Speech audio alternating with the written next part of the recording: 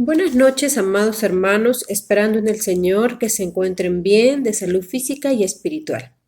El día de hoy compartiré un mensaje titulado Teniendo una efectiva vida de oración, utilizando el ejemplo de Daniel.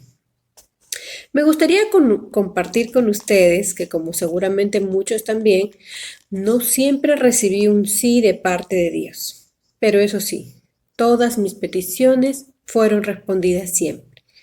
La pregunta que nos haríamos sería, ¿cómo puedo orar de manera efectiva? La Biblia nos da muchos ejemplos prácticos de varios hombres y mujeres de mucho valor. Uno de ellos es Daniel. El día de hoy permítanme ampliar este panorama. Seguramente muchos conocemos su historia por su valioso ejemplo de fe, perseverancia y confianza en Dios, pero sin duda también nos enseña mucho acerca de la oración. El día de hoy veamos Daniel capítulo 1 y 6. Hablaremos del primer principio, el hábito. En el libro de Daniel capítulo 6, verso 10 dice: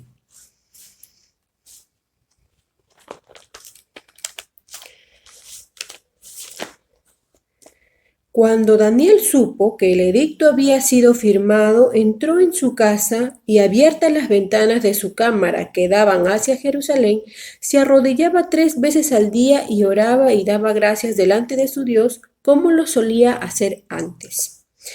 En gran parte de la vida de Daniel encontramos la oración.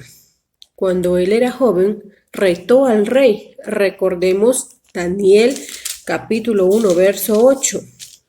Cuando él propuso en su corazón no contaminarse con la porción de la comida del rey, ni con el vino que él bebía, y pidió por tanto al jefe de los eunucos que no se le obligue a contaminarse. Él firmemente decidió no ser de desagrado a Dios. Claro, esto lo hizo en compañía junto con sus amigos. Y según Daniel 6, los hombres que compartían con él buscaban ocasión, ¿no?, para acusarlo, pero no encontraban nada porque él era fiel. Aquí encontramos claramente que su vida fue de oración constante. Daniel ignoró el edicto y permaneció de rodillas 3 veces al día, orando y dando gracias a Dios. A pesar de todo, la oración no se convierte en un hábito solo porque oramos por los alimentos. Eso debemos tener en cuenta. Daniel nos enseña que debemos ser hombres y mujeres de oración en toda la etapa de nuestra vida. Eso sí, también nos invita a orar acompañados. Veamos Daniel capítulo 2, versos del 1 al 19. Recordemos este contexto, cuando el rey Nabucodonosor tuvo un sueño que lo turbó. Entonces él llama a los reyes magos, astrólogos, a los encantadores y los caldeos para que les expliquen, ¿no?, qué es lo que había soñado.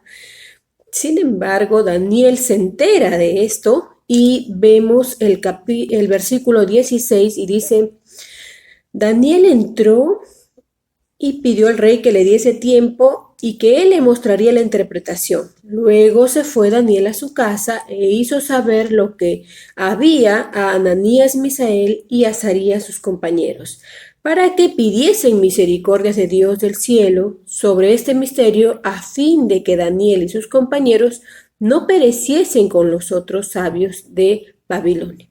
Daniel compartió una petición, hizo conocer a sus amigos esta necesidad. Aquí vemos un siguiente principio. Podríamos involucrar a otros en nuestra oración. Cuando recordamos también el reto de Nabucodonosor, vemos el claro ejemplo de Daniel. Buscó amigos que lo acompañasen a orar. Normalmente la oración suele ser una comunión íntima, ¿verdad? Algo que solíamos hacer, algo sin compañía. Sin embargo, Daniel aquí nos enseña a buscar compañía espiritual. Busquemos acercarnos a Dios en compañía. Puede ser nuestro esposo, nuestra esposa, familiares, amigos, etc. Siempre es bueno acercar a los nuestros a Dios. Si bien la Biblia dice que debemos orar como una iglesia, también nos muestra que podríamos orar solos. Claro, a veces definitivamente es importante ir solos, ¿no? Ante Dios, ante el trono de la gracia. Y esto no significa que estemos cerrados. Esto nos muestra solamente diferentes caminos de ser agradables a nuestro Dios. El siguiente principio sería, ora tú solo. Daniel 6:10 dice, cuando Daniel supo que el edicto había sido firmado, entró en su casa y abiertas las ventanas de su cámara que daban hacia Jerusalén, se arrodillaba 3 veces al día y oraba y daba gracias delante de su Dios como lo solía hacer antes. Y también en el contexto de Daniel, capítulo 9, versos del 1 al 19, también nos muestra otro ejemplo de orar solos. Jesús también nos muestra algo respecto a esto. En Mateo 14:23 dice, despedida la multitud, subió al monte a orar aparte y cuando llegó la noche estaba allí solo, como nos enseña también en su sermón famoso. Pero cuando oréis, entrad en tu aposento y cerrad la puerta y orar al Padre en lo secreto, y vuestro Padre que está en lo secreto os recompensará. El Evangelio de Mateo capítulo 6, verso 6. Es de gran bendición estar a solas con nuestro Padre, sin nada oculto delante de Él. Esto nos brinda firmeza, crecimiento y madurez espiritual. No rechacemos esta gran bendición. Nuestro siguiente principio sería, nuestra oración se nutre de la palabra de Dios. Volvamos a Daniel capítulo 9, versos del 1 al 2. En el año primero de Darío, hijo de Asuero, de la nación de los Medos, que vino a ser rey sobre el reino de los caldeos, en el año primero de su reinado, yo Daniel miré atentamente en los libros el número de los años de que habló Jehová al profeta Jeremías, que habían de cumplirse las desolaciones de Jerusalén en 70 años. La oración de Daniel en este capítulo 9 comienza con una meditación de la palabra. Tomar el tiempo para cumplir la profecía de Jeremías motivó a Daniel a confiar esta petición en Dios, ¿no? Hablar con Dios es una forma de definir la oración. También la Biblia se podría definir como Dios hablando. Entonces tendría sentido decir que estas dos cosas tienen relación. Dios habla y hablar con Dios.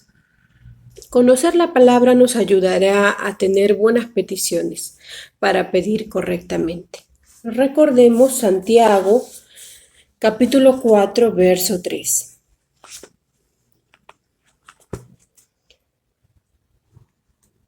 Pedís y no recibís porque pedís mal, para gastar en vuestros deleites. Aquí tenemos una razón más para escudriñar la palabra, para poder hacer correctas peticiones delante de Dios. Me gustaría terminar con las siguientes conclusiones.